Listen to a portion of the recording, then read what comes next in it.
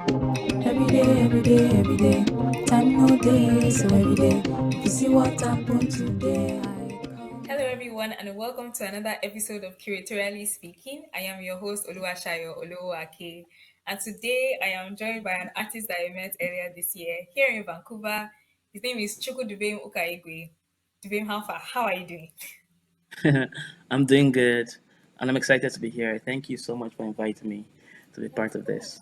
No worries at all. So for the viewers, let me tell you how I met Chukwudubem. So he had a show with Kosiso Nebe here in Vancouver, and it was created by Naya Lewis. Shout out to Naya. Naya is like a real G. But anyway, it's called No Neutral Language. And I remember just being in the room and I'm like, I'm going to represent all my Nigerian people are here, are doing big things. I'm going to represent, I'm going to show up. And I was there and I actually did not Google you beforehand. So I didn't know how you looked. So I was like, okay, well, let me wait. I wonder how you look. I wonder what you look like. But the moment you walked in with that your fila, that your cap, I was just like, he's the person I'm looking for. He's Chukwudubem. It was so distinct. So I feel like it's a nice signature thing. So it brings me to my Yeah, first question. Who is Chukwudubem and what's your favorite food? Tell us a little bit about yourself. yeah. Well, just a quick note on my clothing that day. So it's like I'm gonna shout out my friend Jerome Manguba, who is a fashion designer. He was one who kind of made all I wore that day, and the hat was kind of brought to me by Hafiz, who is a Vancouver culture Oh, worker. okay. Yeah, Okay. so he had gone to Nigeria and he brought that for me. But that's just by the way. Um, so Chukwudubem Ukaigwe, is a Nigerian-born artist, curator, writer. Currently living in Winnipeg, Manitoba.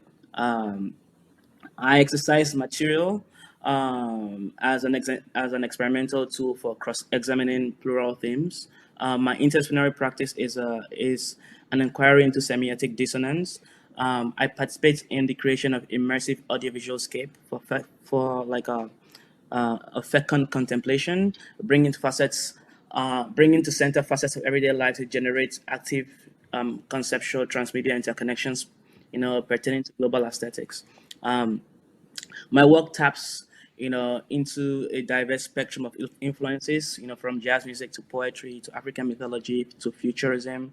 I approach my art practice as a double gesture.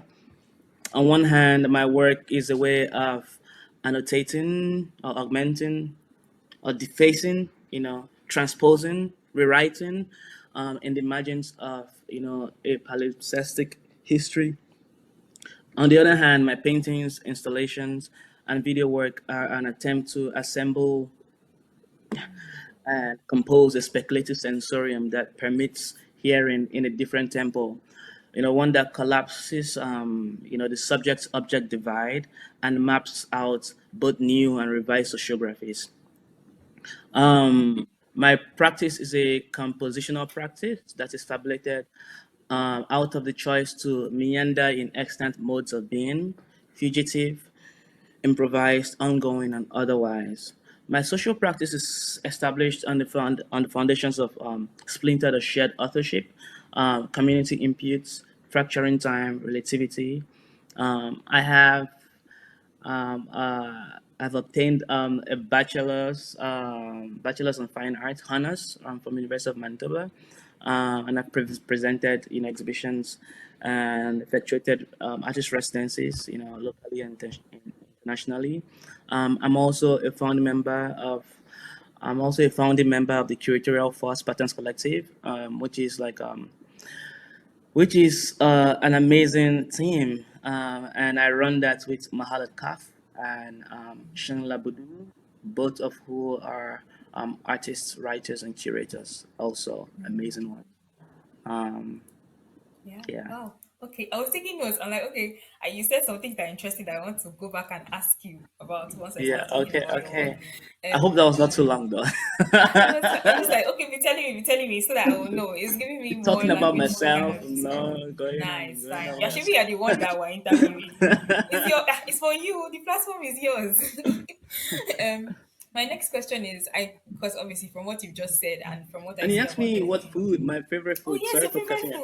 food. Yeah, I don't do. So I actually, yeah, I kind of like trying a lot of new things. So it's like that idea of favorite food doesn't stick for me because it always moves and moves and moves. From time to time, I always like when it comes to food, I'm all for the novelty.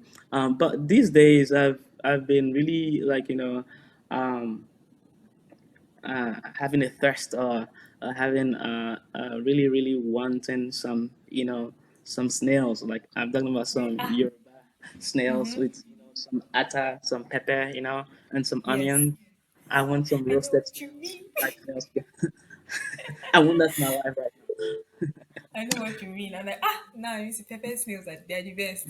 For those who don't know. Those who don't know, but those who don't know, now. sorry, Yeah, I don't know how else to describe it to you. It's just you have to taste it. It's beautiful. Okay, good to know. yeah.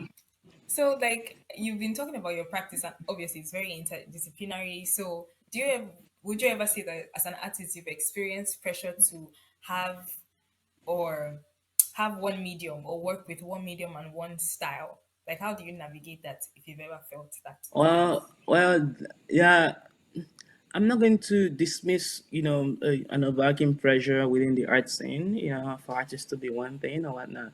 But I just don't take note of it. I don't like conform to it. But I also don't, I turn a blind eye to it purposefully, because of I kind of know what I'm trying to do, and I think my practice is very interdisciplinary, and I want to keep it that way. So, it might not be good for, the hyper capitalist, uh, um, you know hyper capitalist um, nature of the art scene, the commercial art scene, but like it's something that like I think it's like my practice is meant to be interdisciplinary, and if it's not interdisciplinary, it won't make sense at all. So and so it's like there's no personal pressure. I don't feel pressured. I'm just kind of existing as an interdisciplinary artist, but I understand that that people I understand that some other interdisciplinary artists could be going through some pressure, to the pressure, the idea of definition Yeah. and meaning. Whilst like I'm trying to escape definition, I'm trying to escape meaning. In a way, to an extent, I'm trying to be slippery, in what I do. And also, I think being an interdisciplinary artist is the only way my work can be as rich as it is. Because, you know, yeah, That's yeah. good. That's good. And so just following on from then, I want you to talk about like because you don't even have to tell me when I look at your work, it's very clear that you're inspired by a lot of different things. Like it's just there. So I Yeah, want you to talk about like maybe literature. You mentioned music earlier, and maybe things that you've read recently that have inspired your work. yeah. Well, recently I've been like I've read in the wake of blackness, in the wake, on blackness and being by Christina Sharp, and I really enjoyed it. And I'm reading Ordinary Notes, her new book. Really, really, really good. Um, yeah, but I think when it comes to influences, there's always like a lot of influences. And recently, I kind of compiled some influences. I think I sent to you. This But a also, very beautiful long list. yeah, but like I compiled that list, for my show in Art Gallery of Greater Victoria, which is happening right now. It's a group show, and so because of the nature of the exhibition, I don't really want to talk about the exhibition or go that whole, but um, I was working with curators to acquire particular books to create a kind of library or something like that. So I had to send her my influences when it comes to and I can share that with you. I can just share that to the public. Do some name dropping, uh, Yeah. very quickly. But Diane Brand for sure. Kenny Lubrine, Octavia Butler, Bell Hooks, Sylvia D. Hamilton, Christopher Kigbo, Chimamanda Adichie, Sylvia Winter, Christina Sharp, Franz Fanon, Judge Elliot Clark, Chim Undy, who is my friend, Ben Okri, Toni Morrison, Walter Rodney, Chinua Achebe, Tina Kamt, Akweke Emezi. For artists, Lorna Simpson, Terry Atkins. I can't really. Terry Atkins is one of my favorite artists, and I'm happy that I am also friends. He's late now, but I'm friends with his daughter, who is also an artist. Um, Carl Walker. I saw a show when I was in New York. Charles Gaines.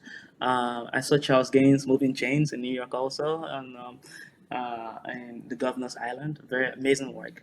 Martin Prier, Augusta Savage, Sam Gillam, Fiesta Gates, Wanga Chimutu. Oh my God! If you're in New York, please go see Wanga Chimutu show at the New Museum. The retrospective, mind blowing, mind boggling.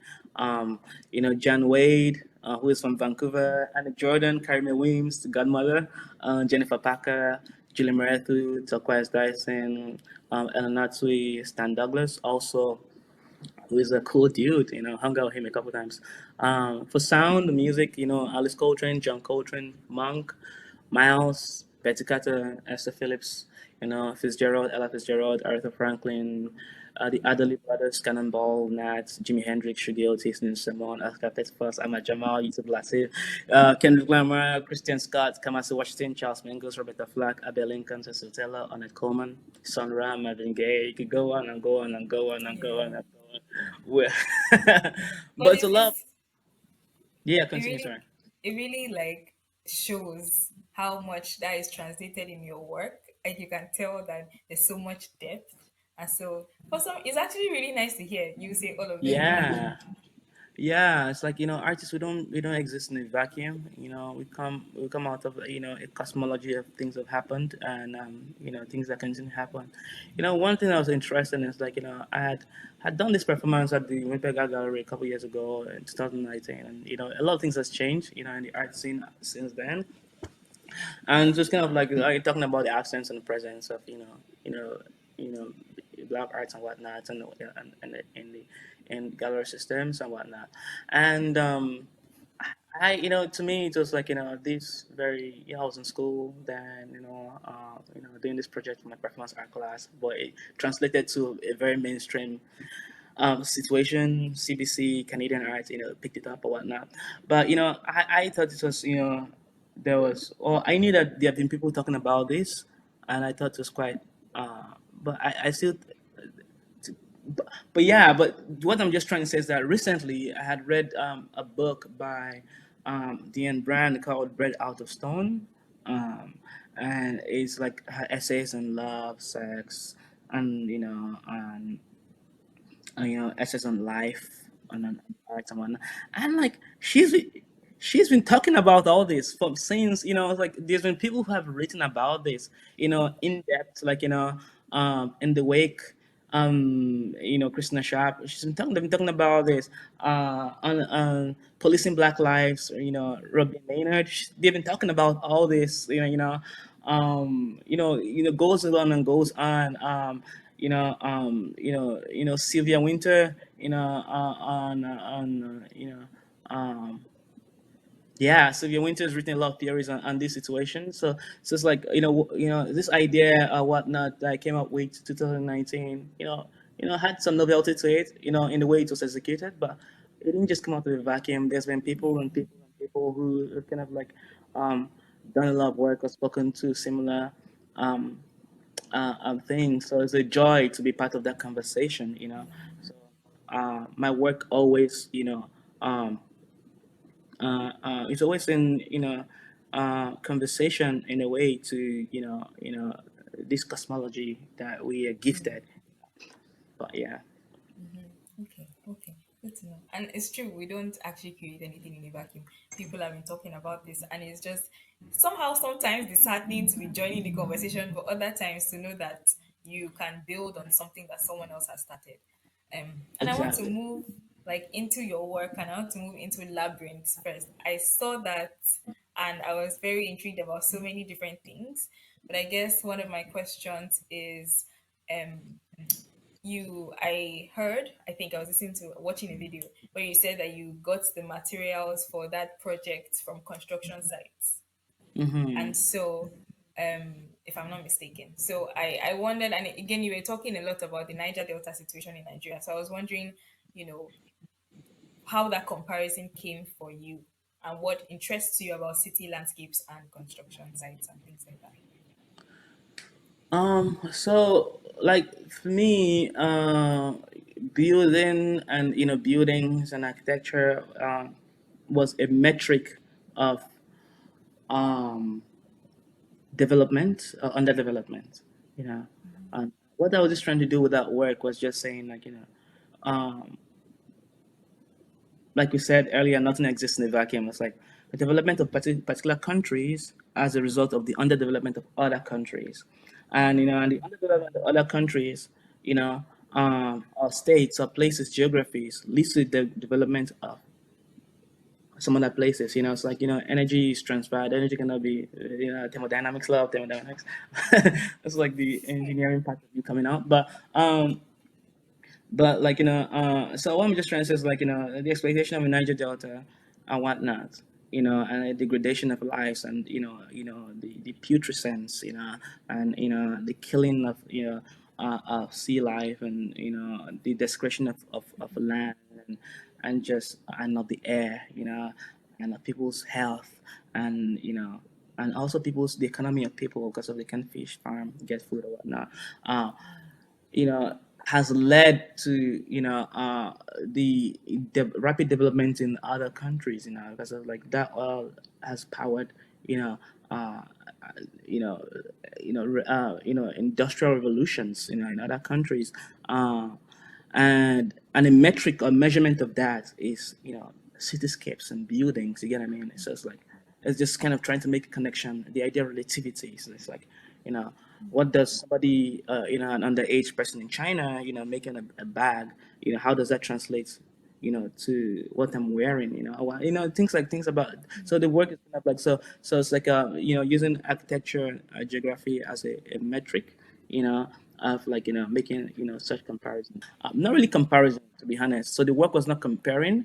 The work was saying these things are concomitant. These things are together. They're not one, they're not separate. They're together. Like it's just like an hourglass. It's like taking from one edge to another and whatnot. So that's what the work was Okay. doing.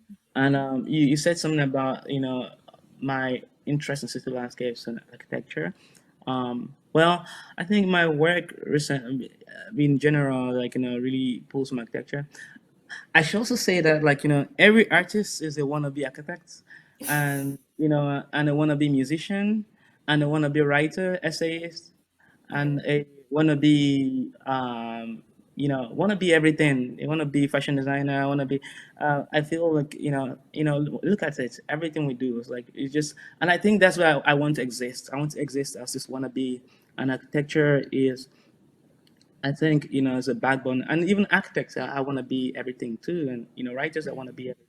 It's like Rindy and Brand, it's like she's a wannabe artist, we want to be painter. You think about it, or you think about like it's like people like uh, uh, uh, um, John Coltrane's Love Supreme. He's building architectures of love, of different kind of divine love or whatnot, or thinking about people like Nora Bessie Phillips or Sonia Sanchez, was like they're building architectures of language literally within the page, but also Yeah. literally with what they're trying to say, and like ossuaries by the brand.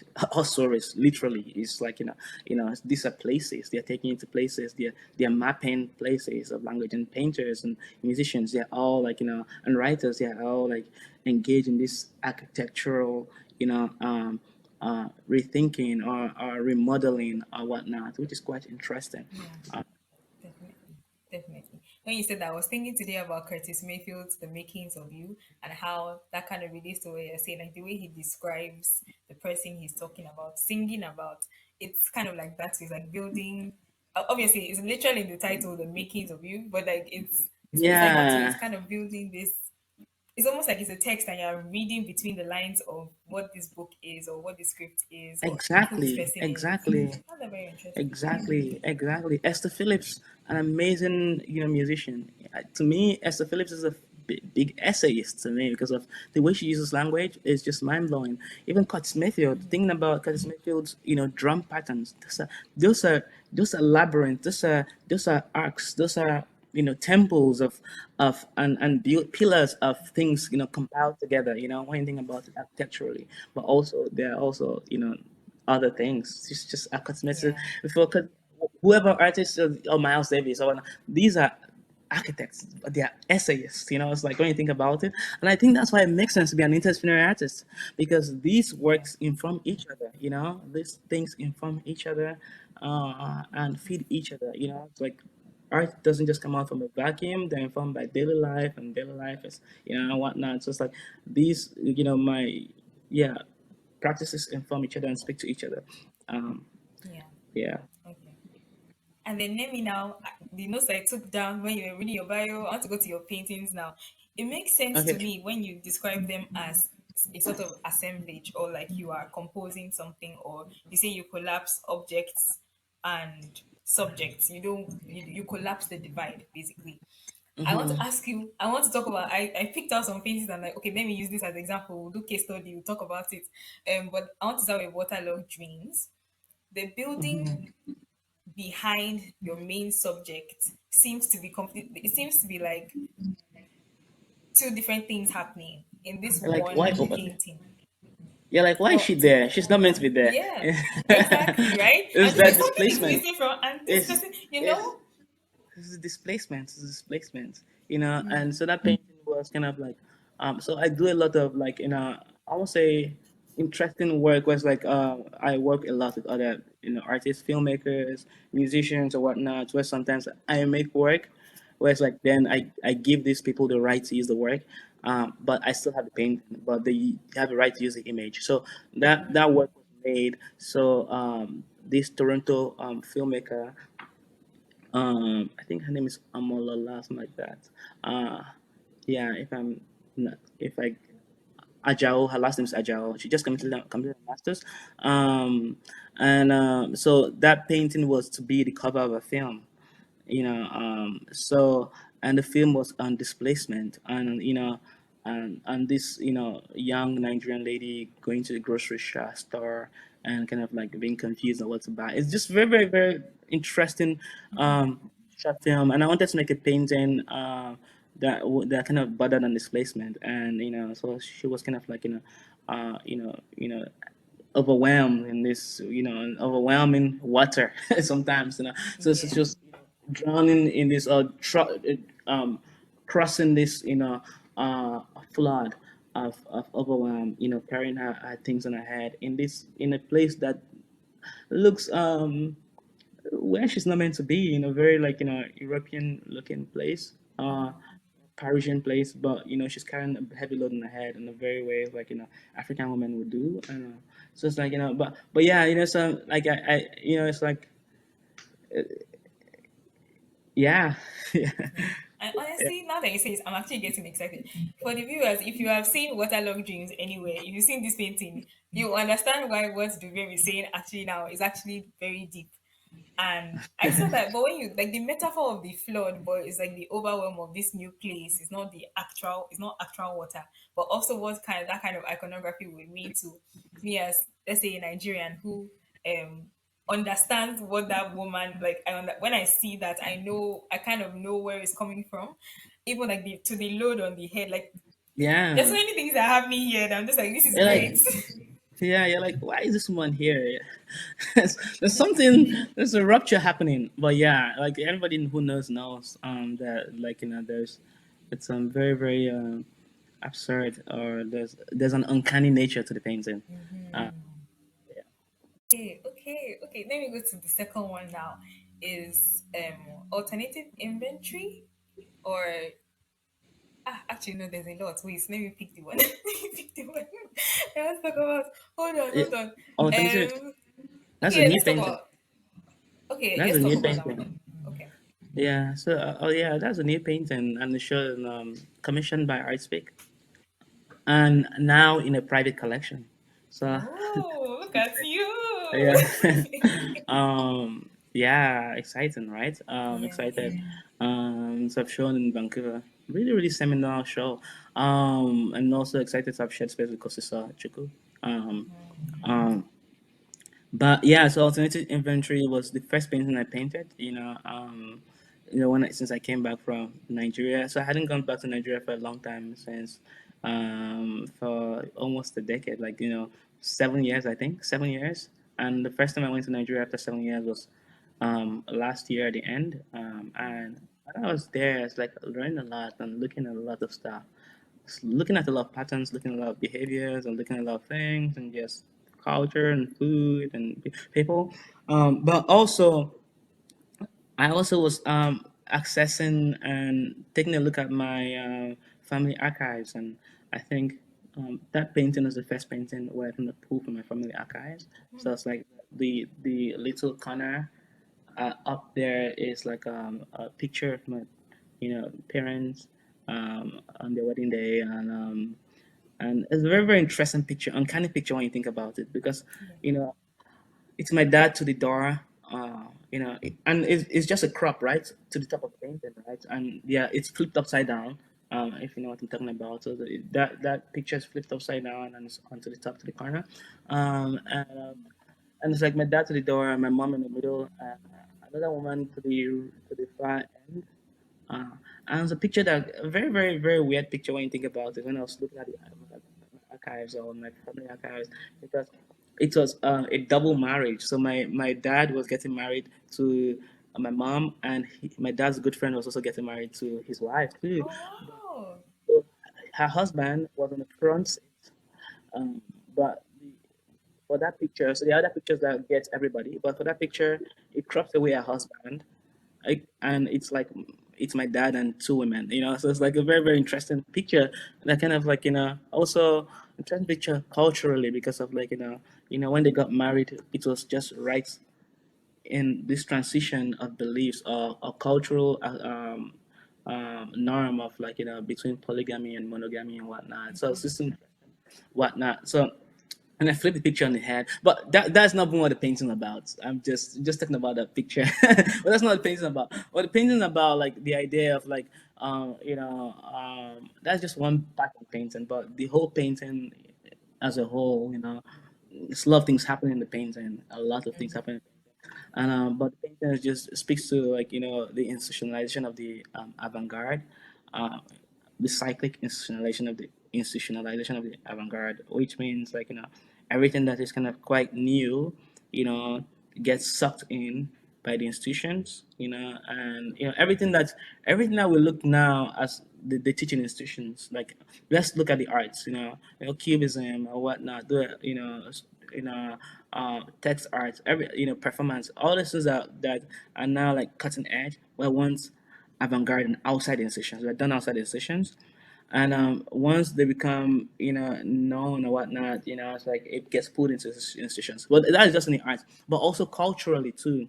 you know um Everything that is avant-garde becomes institutionalized, and it happens, and there's this cyclic interesting, um and I think marriage is one. It's like it's just going back to that. Even though that's not the painting about, I have to be very, very careful about it. But that's not the painting about. But thinking about marriage, it was time that monogamy was avant-garde, in Africa, and now it's institutionalized. That's what's happening, and and there was time that, like, for example, particular types of relationships, from the non-heteronormative relationships, where was avant-garde here in the West, but now it's institutionalized, you know and we know it's going to be institutionalized in Africa in the future. So there's a cycle of cultural beliefs and cultural stuff.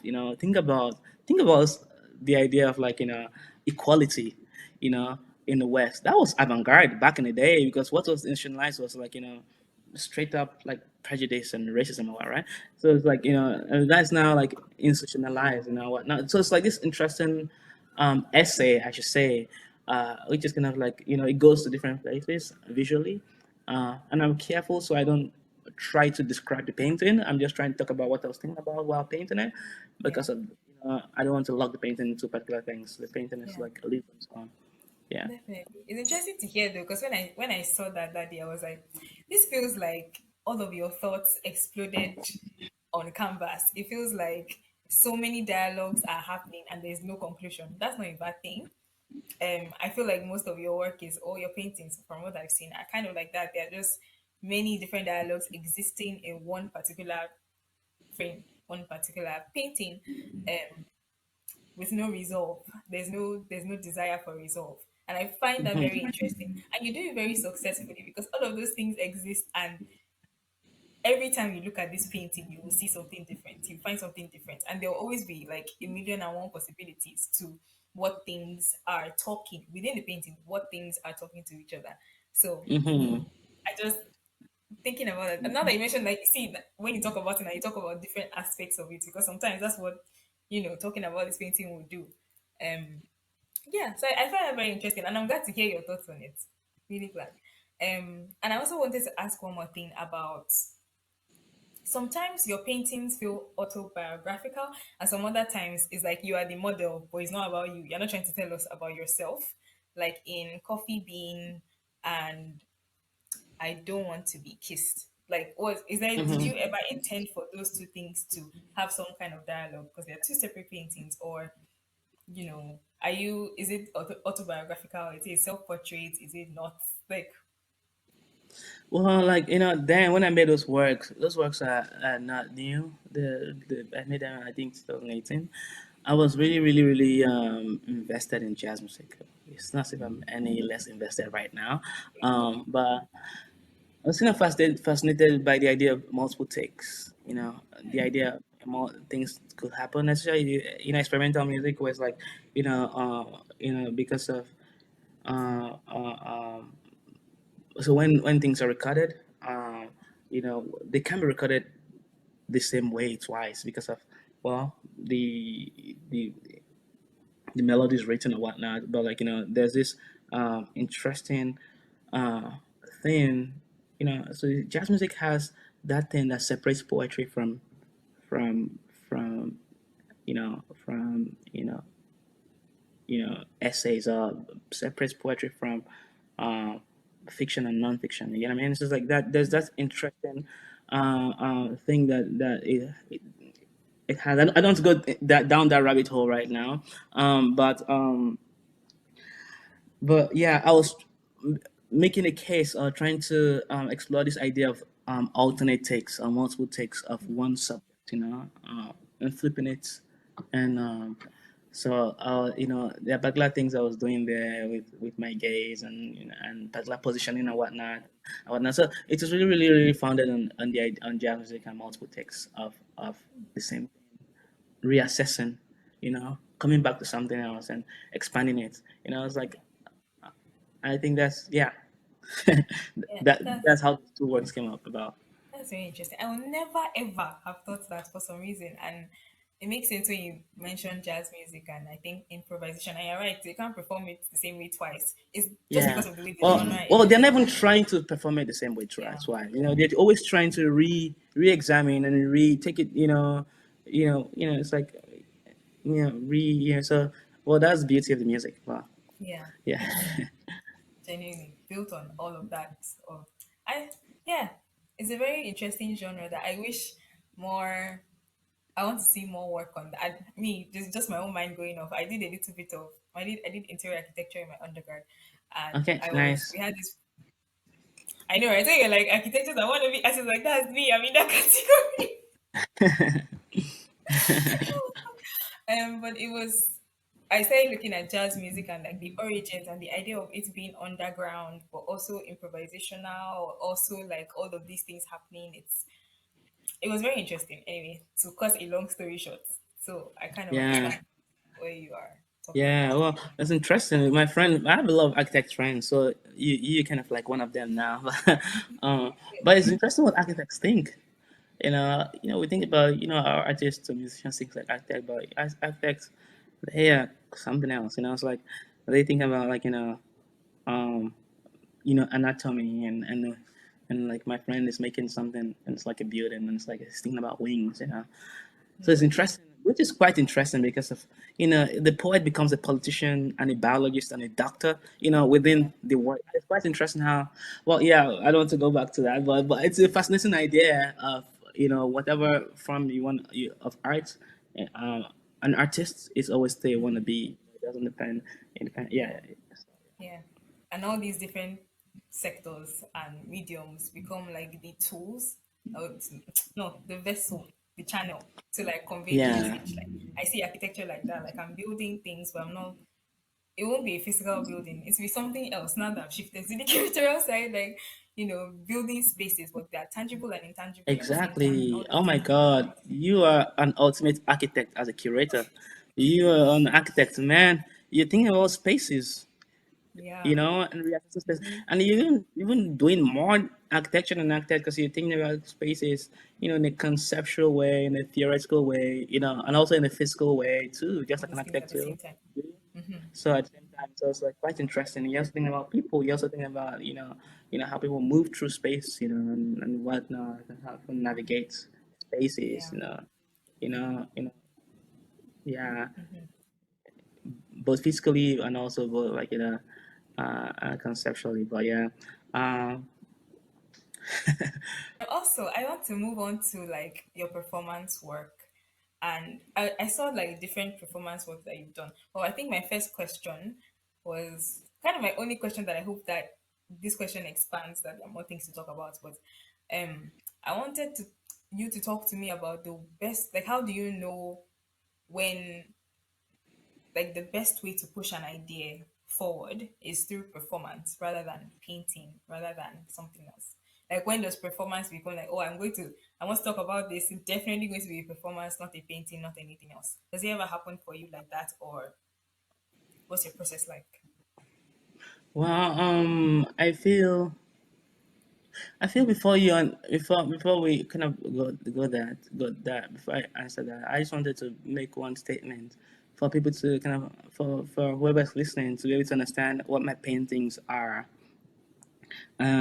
So basically, this might sound very absurd, but like I see myself as an abstract artist, and and I think I've been cementing that definition more and more these days. When it comes to painting, I think my paintings are abstract in the sense that like I'm really invested in form. I'm really invested in movement. I'm really invested in texture, color, uh, and also the paintings are kind of like journalistic. So it goes back to what you said about the paintings being, sort of self-portraits in a way, even though and I'm absent in all of them or most of them, almost all of them, they are still like what I'm thinking. They are a process of thinking through ideas and the process of synthesizing or breaking down, fermenting ideas and fermenting, or whatnot. So and I think that's what my other works are too, what's like there are ways of breaking down ideas. So the ideas come first before the medium. I'm thinking about Yeah. something, and and like I'm thinking, okay, this be better said in a video or in a text kind of work, or with printmaking or painting or with ceramics and sound, and, you know and it goes on and goes on, performance. So but also they also inform each other in the sense that like approach my painting as a performance because of there's a nowness to how I paint because it's an active thinking through of ideas or thinking through a particular themes. So there's a nowness to them. So I'm performing. The paint is performing. I'm performing. And also, there's a painterly gesture to performance too. You're thinking about form. You're thinking about movement. You're thinking about space. You're thinking about so. And the same thing with video too. They're just moving something about it, and and also when you're painting, I'm thinking about how to uh, uh, uh, uh, thinking about like painting as as an antecedent to something, or as a result of something that just happened. Painting as like okay, something happened before right now, and something is gonna happen after right now when I'm looking at this painting.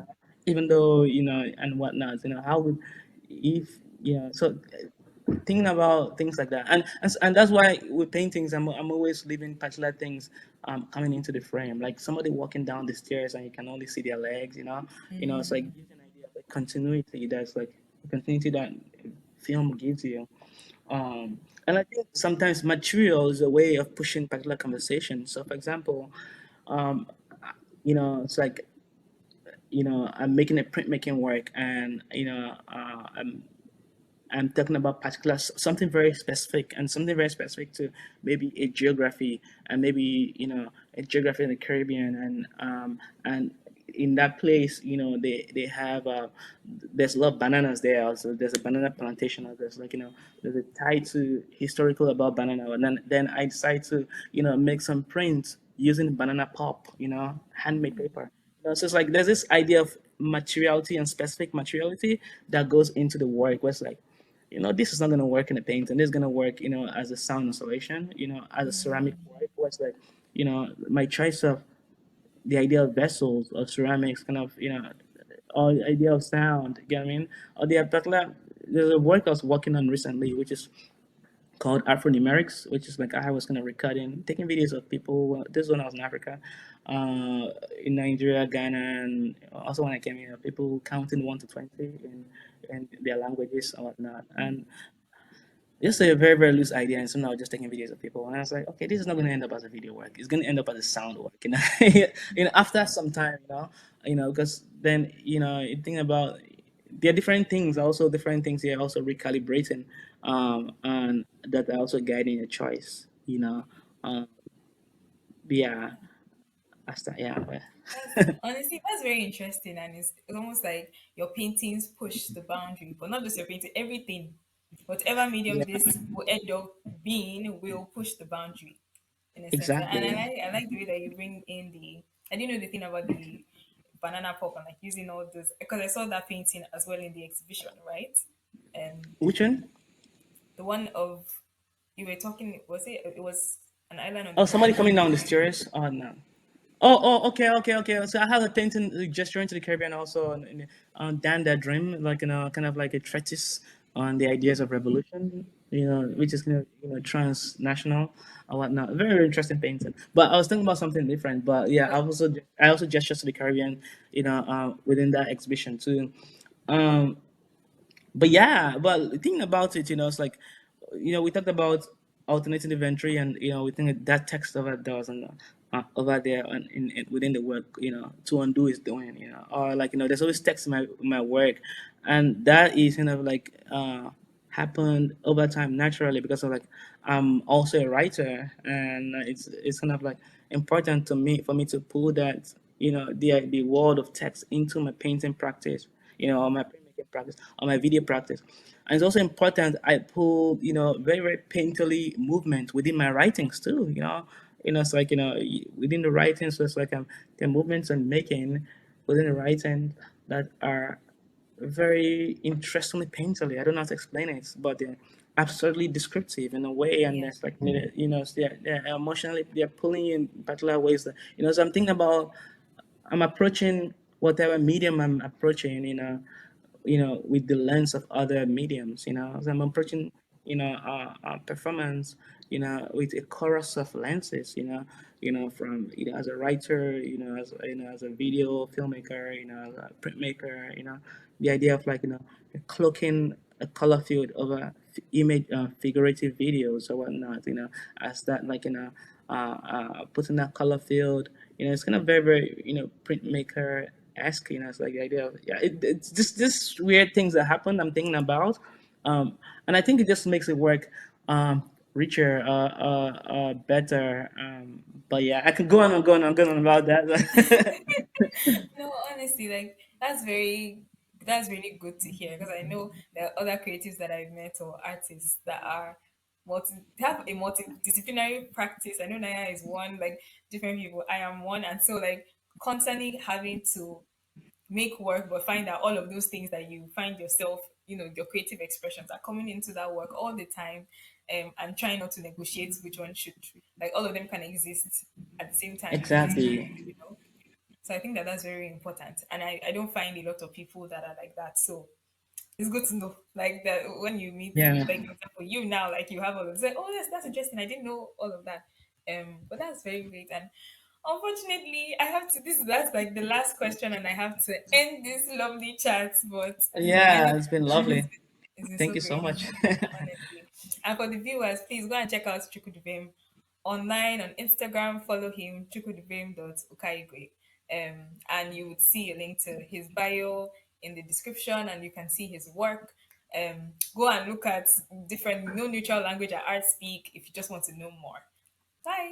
Bye. Them no say we day, we come night and day. Sister pave the way, so I no hesitate.